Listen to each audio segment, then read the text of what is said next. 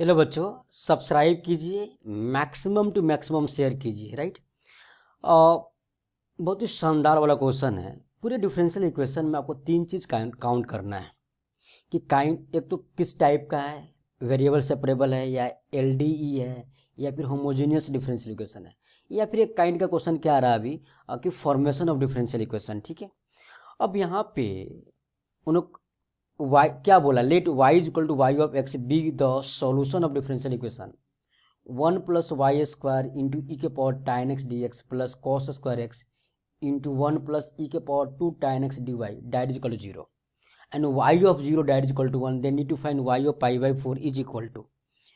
बात क्या है, बात ये है कि ये तो पहले चीज यार एच डी तो है ही नहीं, होमोजीनियस डिफरेंशियल इक्वेशन नहीं है।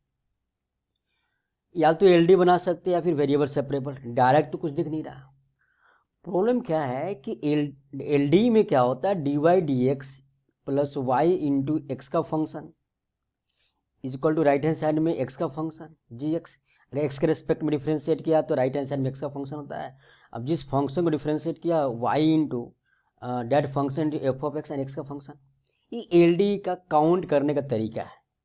एफ एक्स जी एक्स नॉन हो गया, बट यहाँ पे तो मुझे एल डी तो दिख नहीं रहा ना कि डी वाई डी एक्स को फिर अगर डी एक्स से डिवाइड कर दिया आपने तो यहाँ डी वाई डी एक्स आ गया मेरे को, फिर से डिवाइड किया तो मुझे डी वाई डी एक्स का कोफिशिएंट 1 तो बना लेंगे, बट मुझे राइट हैंड साइड में एक्स का फंक्शन चाहिए और d y d x plus y into f of x नहीं बन रहा है। बट मैं बार बार क्या बोलता आपको कि मैक्सिमम टाइम क्वेश्चन को रीड करो, जहाँ से देखो कि हम क्या क्या कर सकते हैं। आपको दो चीज़ दिख रहा है, यहाँ tan x दिख रहा है और cos स्क्वायर एक्स है, तो डिवाइड होकर क्या होगा sec स्क्वायर एक्स बनेगा, यानी tan x का डीसी दिख गया मेरे को sec स्क्वायर एक्स। राइट। अब बात यहाँ पे रुक जाती है कि 1 + y² यहाँ dy के साथ मर्ज हो जाएगा, तो मुझे हिंट मिल गया कि क्या है, this is kind of variable separable. कैसे मैं बताता, जैसे dy अपॉन 1 + y², हमने 1 + y² को इस साइड में ले गया। एक काम करो, मैंने एक बार और लिखता है इस क्वेश्चन को, 1 + y² e to the power tan x dx that is equal to minus of cos square x into 1 + e के power 2 tan x into d Y.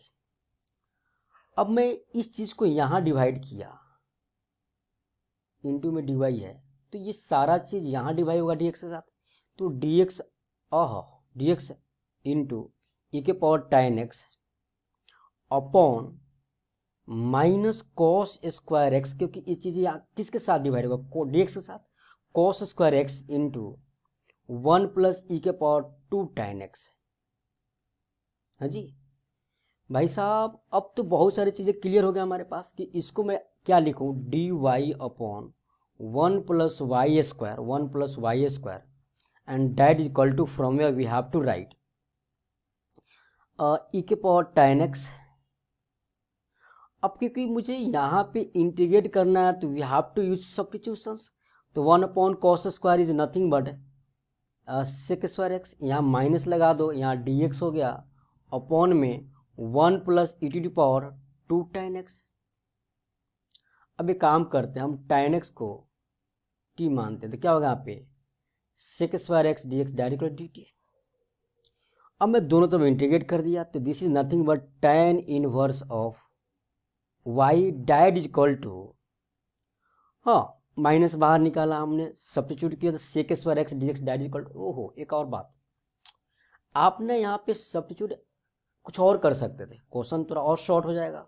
क्या कि e के पावर tan x को हमने t मान लिया तो क्या होगा e के power tan x into sec square x dx that equal to dt। हाँ जी, तो क्या आएगा, यहाँ से फॉर्मेशन फॉर्म हुआ कि भाई this is nothing but D T, सारा डी टी हो गया यहाँ से यहाँ, तो D T upon 1 + t², this is nothing but minus of tan inverse t plus c। अब t किसको माना आपने, e के पावर tan x को, तो मेरे पास ना यहाँ पे general solution general differential equation आ गया, that is equal to minus tan inverse of t is nothing but e के power tan x plus c. अब मुझे c फाइंड आउट करना है, कांस्टेंट ऑफ इंटीग्रेशन। उसके लिए क्वेश्चन में क्या दिया हुआ है कि sir y of zero that is equal to 1 means x equal to zero पे y क्या 1 है, means x equal to zero पे y क्या 1 है।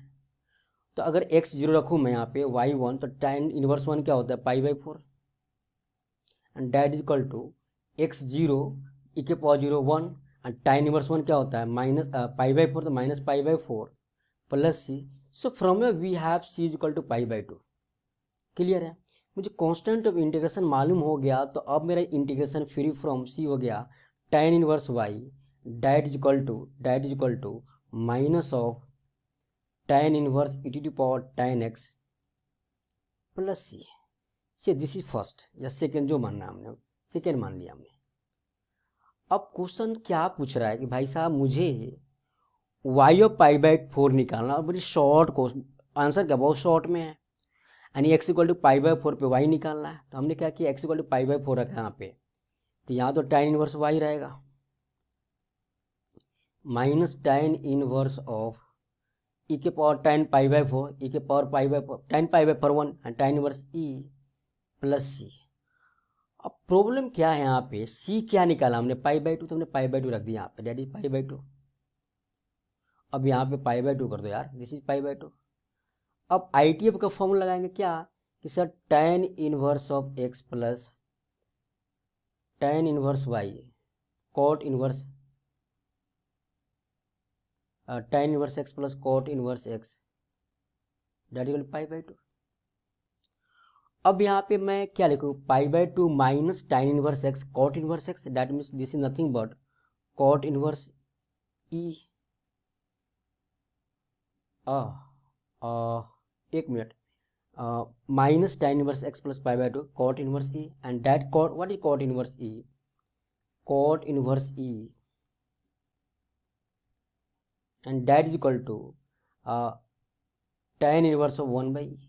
यानी मेरे पास क्या आया, tan inverse y is equal to tan inverse of 1/e। So from we have y is equal to 1/e